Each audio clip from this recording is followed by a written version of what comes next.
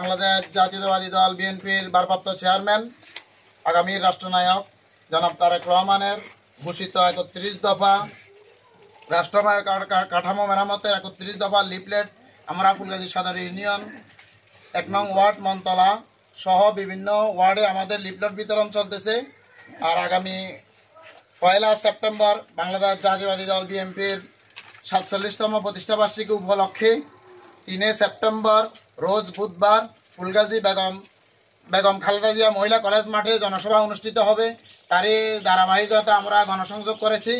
সবার কাছে আমাদের আহ্বান থাকবে আগামীতে ফুলগাজীতে জনসভায় সবাই দলে দলে যোগদানের মাধ্যমে জনসভাকে সবালো সার্থক করে তুলবে। বেগম খালেদা জিয়ার জনসভায় সবাই দলে দলে যোগ দিন। ধানের শীষের প্রতীকের জনসভায় সবাই দলে দলে যোগ দিন। রফিকুল আলম মুজতবাইয়ের জনসভায় সবাই দলে দলে যোগ দিন। আমাদের একটি আহ্বান, তরুণ প্রজন্মের প্রথম ভোট ধানের শীষের পক্ষে হোক।